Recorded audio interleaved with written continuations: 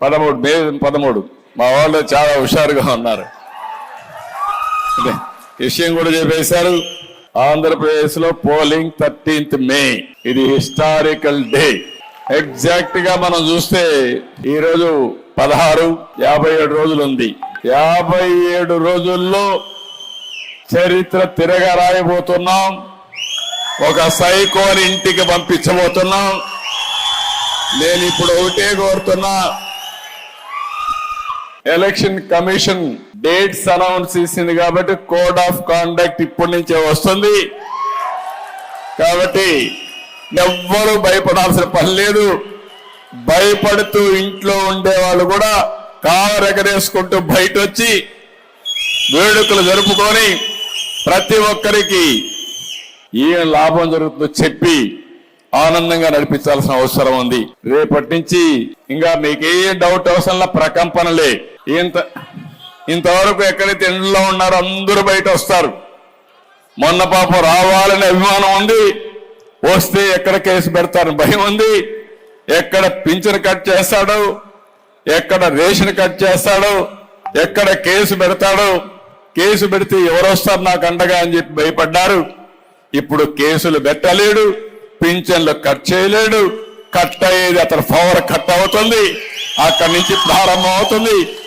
ఎవరూ భయపడకుండా రాష్ట్రాన్ని కాపాడుకోవడానికి స్వేచ్ఛగా ముందుకు రమ్మని మరొక్కసారి అందరినీ ప్రార్థిస్తూ మే 13 మా వాళ్ళు చాలా హుషారుగా ఉన్నారు.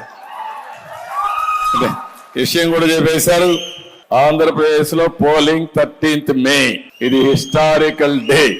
ఎగ్జాక్ట్ గా మనం చూస్తే ఈ రోజు 57 రోజులు ఉంది. 57 రోజుల్లో చరిత్ర తిరగా రాయబోతున్నాం. ఒక సైకోని ఇంటికి పంపించబోతున్నాం. నేను ఇప్పుడు ఒకటే కోరుతున్నా, ఎలక్షన్ కమిషన్ డేట్స్ అనౌన్స్ చేసింది కాబట్టి కోడ్ ఆఫ్ కాండక్ట్ ఇప్పటి నుంచే వస్తుంది. కాబట్టి ఎవ్వరూ భయపడాల్సిన పని లేదు.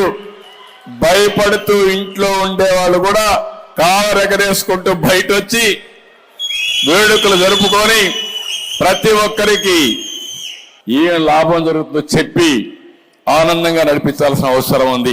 రేపటి నుంచి ఇంకా మీకు ఏ డౌట్ అవసరంలా ప్రకంపనలే. ఇంతవరకు ఎక్కడైతే ఇంట్లో ఉన్నారో అందరూ బయట వస్తారు.